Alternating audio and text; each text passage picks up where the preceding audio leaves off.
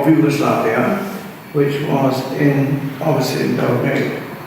It was a periphery, but I was determined to see it because I was interested in that, the concept of a border. I'm very glad that we're dealing with that, because where does Macedonia begin and where does Greece end? Or where does Greece begin, Macedonia end? And I was very conscious that no one had bothered. I mean, as far as the art world is concerned, whatever the Yugoslav world was, it didn't exist. And certainly, except that the Italians were close to it. So one or two outstanding Yugoslav artists found their way to Milan, to Venice, and many of them were looked after by the Galleria del Cavallino in Venice, the great international dealers gallery. But there was practically no evidence, and certainly Scotland was ill-equipped. There was absolutely no interest, because there was something called the Cold War, I think, 50 years long, and did great damage. But you're lucky now, because there's a freshness and kind of almost an innocence in this exhibition, which is free of the horror that we are now suffering in the art world here. Because we don't have an art world any longer run by artists. It's run by, I don't know, very strange people who didn't exist in the 70s.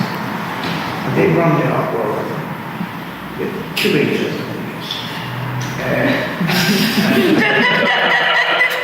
collectors. If you're not a curator, well, you have no power. There's something called Obrist. Hans Ulrich Obrist, yes. I don't think he's actually bothered to get as far as Skopje. Which is excellent. No.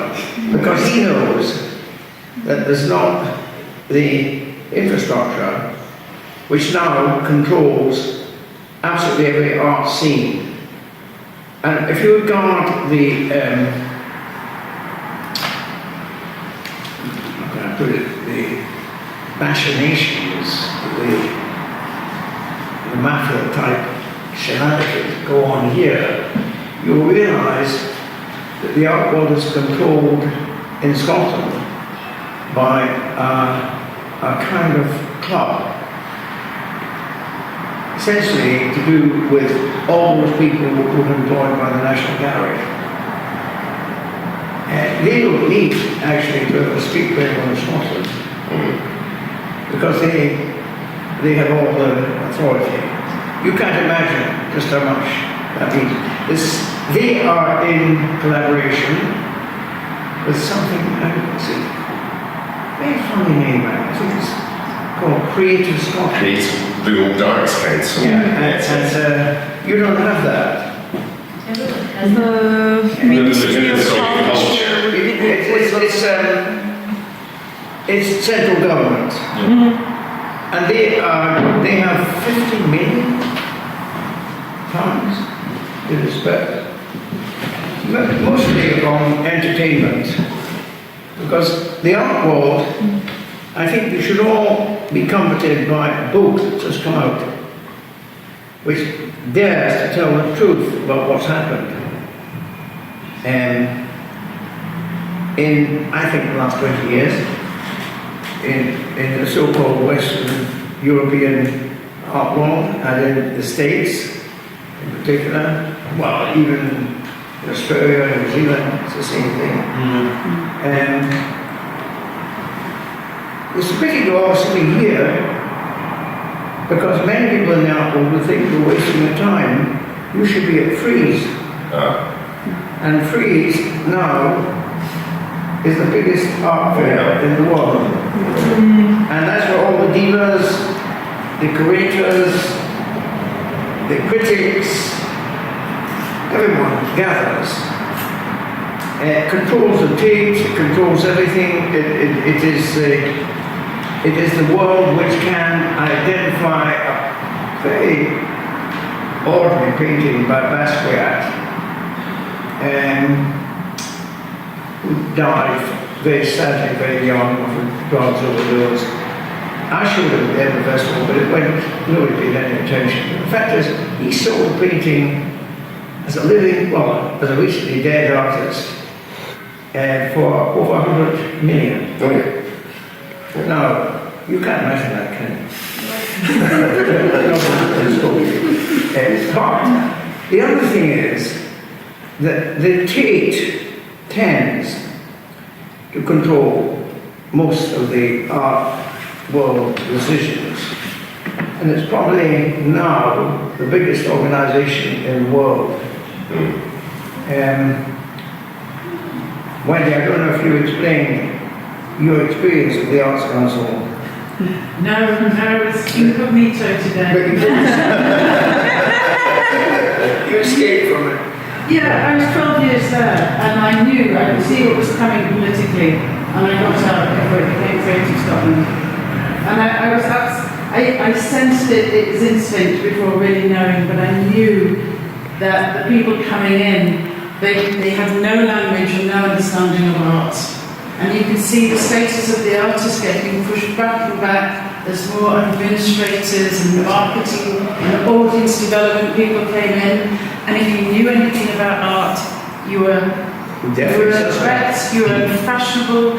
Yeah, if you had any expertise, they didn't want to know. It's just political. It's about driving money and where they want money for political gain. You're very fortunate to be here, because I can't imagine the Scottish Arts Council or any organisation responsible for the art world here being interested in the art of Macedonia. And I think it's very interesting that we are now living in a very strange world. If you like to call it the art world, you can, contemporary art world. But it's not a world that I would really wish to be identified with. I'm thinking of someone who was 19 when I first met her, or she 18, I'm not quite sure. She was called Marina Abramovich. And she belonged to a small group of students who were independent of the structure that existed in her way. They ran a students' Cultural sector. it was. And I suggested to her, it's not enough for you to say hello to Joseph Beuys. You should invite him. And he being who he was, an extraordinary human being, he accepted. And I was just wondering how many, I'm not talking about the architects who are making a lot of money out of the earthquake. I would say architects of that kind do that. Without a real understanding or love for the architecture, the architectural heritage of Macedonia. They should have had much more respect. What you got as a result of their interference was the international star. Is that right? So it's not Macedonia. But the Macedonia that I discovered, thankfully, didn't have that. It was a very special, unique contribution to what you would call Europe. It was more Greek than Greece, if you want to know. It was a purity of intention that I found there. I have an essay written by one of the people who was a true Macedonian. He was in charge of the museum. Beautiful essay. What is Petkovsky? Yes, and it describes beautifully, poetically, the difference between Macedonian art and, let's say, the art of Serbia, which was highly sophisticated, because they had this purpose-built museum of modern art. You couldn't compete with that, could you? Bulto Zagreb didn't have a gallery of modern art, they had to wait 40 years. And of course Slovenia had a very beautiful gallery, because Ljubljana is more or less part of Italy. And as you may know, the Slovenians didn't feel they were part of the Balkans. And this is a very strange world. And I think that I learned a great deal about what culture is and what the periphery of Europe is all about. Because you literally are, you've been, can I say, very brave to come here. That wall reminds me of an exhibition I presented of artists called Neue Slowenische Kunst. It's exactly the same. But it comes from the last Futures exhibition in a way, and it's like a reference to No, the Russian art. but it's very interesting. Here's the 100th anniversary of the Russian Revolution. You're inheriting that spirit. It is a spirit more beautifully defended than here. I don't think there's anywhere in Scotland that produced that wall. Do you agree? Probably not. I can't imagine. I don't identify that with the Glasgow, the Metropolitan Glasgow. The Glasgow Miracle Generation. Yes, which is of course, it doesn't exist. Because everything is sold, you know, all the artists are very famous. What's that chap's name? Who made that film about the elephant falling one? Douglas Gordon. Well, he doesn't sell in Glasgow. No. He sells on an international market. Thankfully, the international market hasn't touched you. I therefore think that we should be very grateful for you being here, very grateful for this extraordinary man who somehow, against all the rules, knows that you cannot, you have a moral responsibility to take into account the Macedonian dimension in whatever you call European culture. Absolutely. So this exhibition is very important. I will persuade a friend of mine to come here and write about it. He is the art critic of the Times. Wow. Otherwise, I suppose I could write a letter to the Scotsman or the Herald and explain to them this exhibition has come not from Japan, not from Germany, not from the United States of America, which still controls things, but from that extraordinary place that you identify with. I love the fact that it's still, how can I say, off piece. Okay?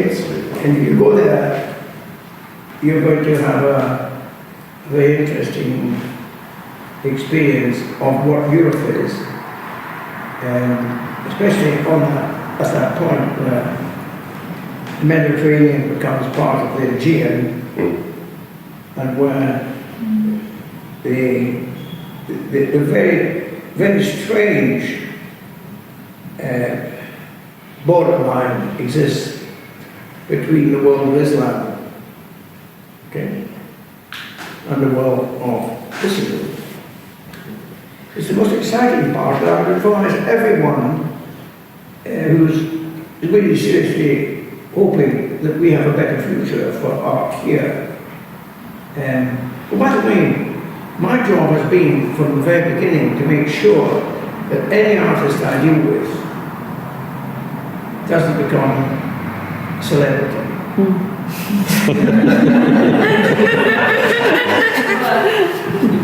Doesn't become rich. And doesn't become valued only because they manage to persuade Sotheby's to sell at auction 100 million pounds worth of their stuff. I hope you will all escape that fate, because it means there's a good Scottish word for that. It means you're a chancer. I don't know what the word is in your language. It means someone who is not really someone, it's someone you could respect.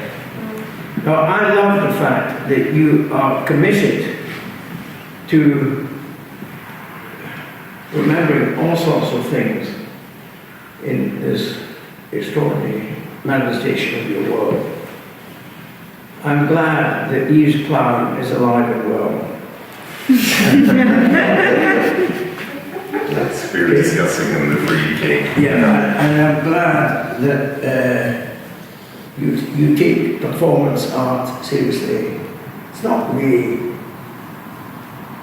I don't know, it's not really seriously part of our culture. We make things that we can sell. Performance art is very good. And I'm really very interested in this work about on the subject of that you've chosen. It's the first time I've ever seen it. It's the first time I've ever seen that subject dealt with. You dealt with it with great honesty. In a funny kind of way, all artists have to face that problem. It's the real artists. And I think this room has never looked better. And I hope that, how many days are you going to be here? And who are you going to see? We all meet tomorrow. Unfortunately, I'll move tomorrow. You do it. But That's ridiculous. They can't possibly leave tomorrow. Does the Macedonian Minister of Culture know you're here? I think he's informed. he is informed. Informally informed. He's new. He wouldn't dare come here though. I think he would if he had space in his diary. He would Robert. be open to it, yes. Yeah. Is the British Council active in Skopje? Yes.